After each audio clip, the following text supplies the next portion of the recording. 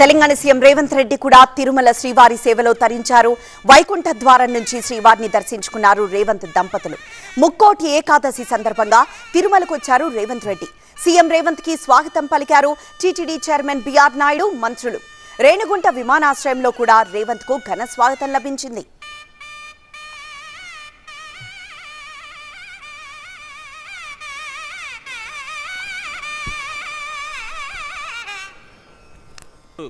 చండ ప్రచండ సునందాది ద్వారపాలక పరివారగణములచే సేవింపబడేటటువంటి దేవదేవుడండి.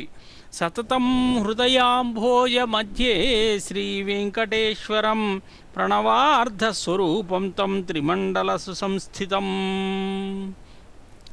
తిరుమల శ్రీవారి సేవలో తెలంగాణ సీఎం రేవంత్ రెడ్డి కూడా పాల్గొన్నారు. వైకుంఠ ద్వారం నుంచి శ్రీవారిని దర్శించుకున్నారు రేవంత్ దంపతులు. ముక్కోటి ఏకాదశి సందర్భంగా తిరుమలకు వచ్చారు రేవంత్ రెడ్డి. సీఎం రేవంత్ కి స్వాగతం పలికారు టీటీడీ చైర్మన్ బిఆర్ నాయుడు, మంత్రులు. రేణిగుంట విమానాశ్రయంలో కూడా రేవంత్ కు ఘన స్వాగతం లభించింది.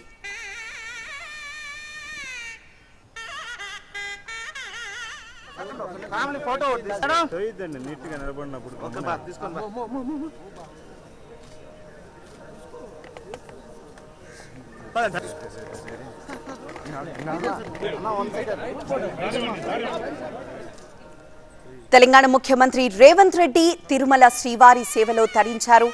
వైకుంఠ ద్వారం నుంచి శ్రీవారిని దర్శించుకున్నారు రేవంత్ దంపతులు. ముక్కోటి ఏకాదశి సందర్భంగా తిరుమలకు వెళ్లారు రేవంత్ రెడ్డి.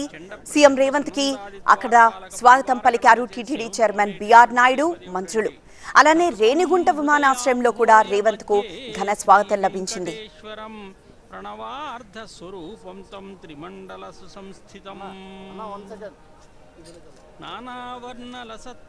అనేకములైనటువంటి దేవాలయాలు, వైష్ణవ క్షేత్రాలన్నీ కూడా భాసిల్లేటటువంటి రోజు ఈరోజు.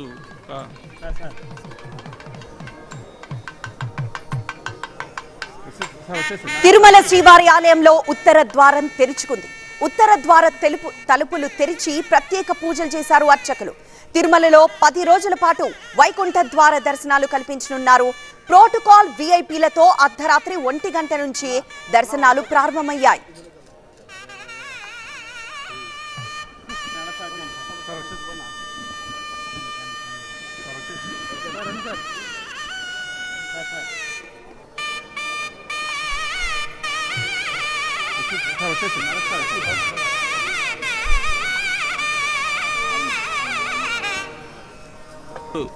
ఇటు భద్రాచలంలో వైభవంగా ముక్కోటి ఏకాదశి వేడుకలు జరుగుతున్నాయి.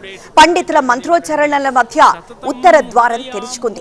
ఉత్తర ద్వారంలో దర్శనమిచ్చారు సీతారామచంద్ర స్వామి. శ్రీరామ దర్శనానికి భారీగా తరలివచ్చారు భక్తులు. అనేకములైనటువంటి దేవాలయాలు, వైష్ణవ క్షేత్రాలన్నీ కూడా